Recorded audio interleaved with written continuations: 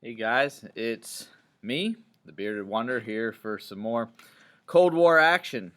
Today, we're going to talk about specifically what the Americans did in response to the Yalta Conference and the Potsdam Conference, and sort of this situation where the Soviets kind of gained control of Eastern Europe. So, if you remember, we kind of left it off.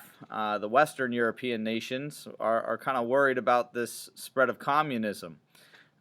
At the Yalta Conference, Joseph Stalin gains a lot of control over Eastern Europe, and there's a lot of concern that Western Europe might fall next. This is going to end up being kind of described as containment policy. The United States is going to spend a lot of money, also a lot of military troops trying to prevent the spread of communism, to kind of contain it, if you will, where it is without allowing it to spread to other countries.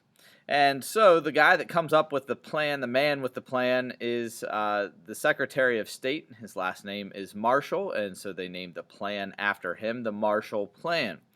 And the Marshall Plan is basically to try to prevent the spread of communism to Western Europe. And so to do that, Marshall kind of looks at the reasons why people think communism might be a good idea in the first place. The first is that maybe they feel like there's not really a point. If you're a factory worker, you're striking, your conditions are poor, that might be one of the reasons. There's also poverty is a main problem that a lot of them deal with.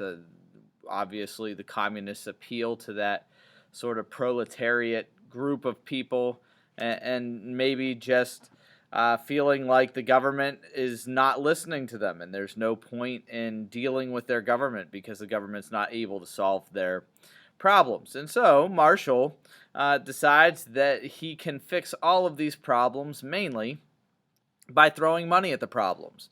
And so America starts to commit to spending lots and lots of money in economic recovery for all of Western Europe.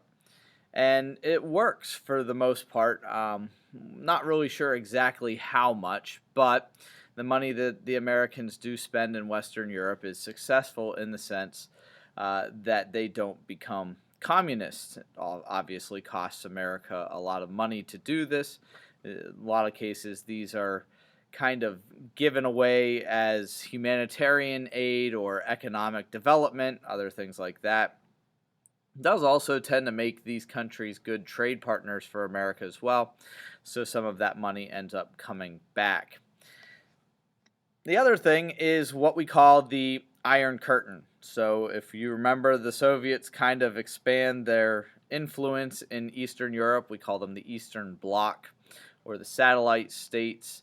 And basically, this is Joseph Stalin saying to all of Eastern Europe, you're going to be communist or else. And so when given with those two choices and the fact that these are very small countries with Soviet soldiers already inside of them, the or else is a very real possibility and something that they don't want to play around with.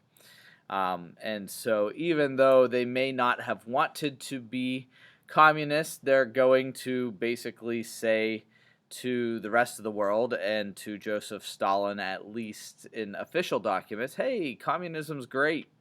And so this leads to Winston Churchill giving another famous speech. And in this speech, called the Iron Curtain speech, he's basically describing the situation in Eastern Europe, and he says that trying to help them or trying to communicate with them or anything else like that is like going through an iron curtain. This is probably similar to how my daughter's boyfriends might feel when they're trying to take her on a date, right? Like, you have to go through the iron curtain. You have to walk in. You have to watch Dad cleaning his gun and making all kinds of threatening remarks and other things like that. It's just not going to happen. At least maybe in my dreams, that's what it would be like. But anyway, the Iron Curtain, so he describes it as kind of like this wall. You can see here on the picture roughly where that wall would be, where no longer can these people kind of interact with the outside world. They're all kind of connected to Joseph Stalin. and the Soviet Union, and they're pretty much stuck going with the Soviet Union in pretty much everything that happens. And so we basically have a situation, this Iron Curtain. It's a metaphor that Winston Churchill is using to describe the situation in Europe, and to describe kind of the lack of interaction that these countries are allowed to have with anybody except the Soviet Union. And we're going to see in our next video kind of these two groups, this Western Europe and America, and Eastern Europe and the Soviet Union, are going to form some alliances, some formal alliances that are going to shape the interactions between countries really for the next 40 or 50 years. And so we'll talk about that next time. I hope you have a good day.